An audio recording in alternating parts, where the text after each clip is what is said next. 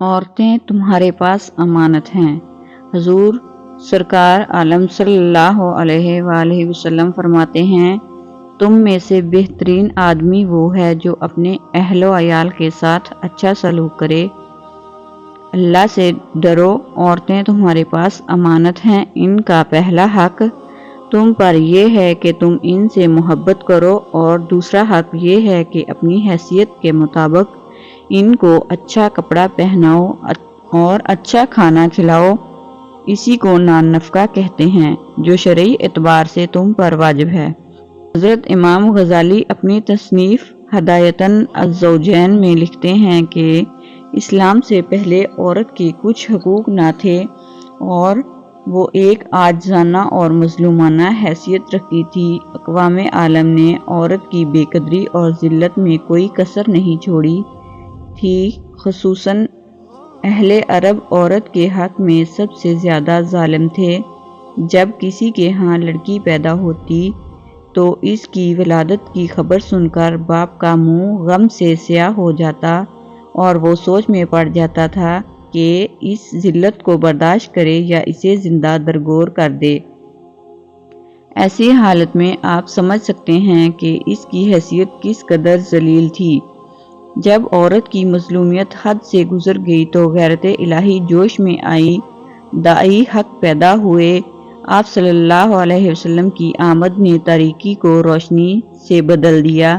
آپ صلی اللہ علیہ وآلہ وسلم نے عورتوں کے حقوق کے لیے بھی حسب دستور مردوں پر ویسا ہی حق ہے جیسا کہ مردوں کا ان پر، پس ان کے ساتھ مہربانی کا سلوک کرو اور ان کو تکلیف نہ پہنچاؤ۔ اس پیغام حق سے گنبد عالم کا گوشہ گوشہ گونج اٹھا۔ دنیا کی تمام قوموں کو اس کے آگے سر تسلیم خم کرنا پڑا، اور عورت کی مظلومیت کا خاتمہ ہو گیا۔ حضور صلی اللہ علیہ وآلہ وسلم فرماتے ہیں، تم میں بہترین آدمی وہ ہے جو اپنے اہل و عیال کے ساتھ اچھا ہے۔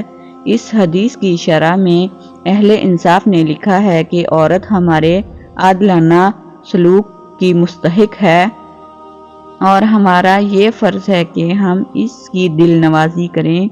ذرا سوچنے کی بات یہ ہے کہ جب مرد عورت دونوں انسان ہیں، دونوں عقل و فہم رکھتے ہیں، اور دونوں کے پہلو میں یکساں طور پر ایک سا دل ہے جو اچھے طرز عمل سے خوش ہوتا ہے اور برے طرز عمل سے ناخوش ہوتا ہے، تو پھر یہ کہاں کا انصاف ہے کہ عورت کو ناقابل عزت قرار دیا جائے؟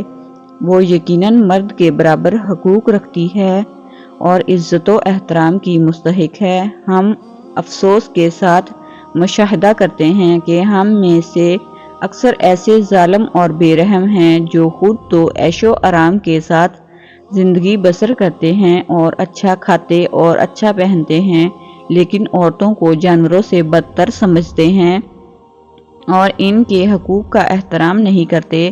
ایسے اشخاص یقیناً تنگ انسانیت ہیں۔ حضور صلی اللہ علیہ وآلہ وسلم فرماتے ہیں، اللہ سے ڈرو، عورتیں تمہارے پاس امانت ہیں، ان کا پہلا حق تم پر یہ ہے کہ تم ان سے محبت کرو، اور دوسرا حق یہ ہے کہ اپنی حیثیت کے مطابق ان کو اچھا کپڑا پہناؤ، اچھا کھانا کھلاؤ۔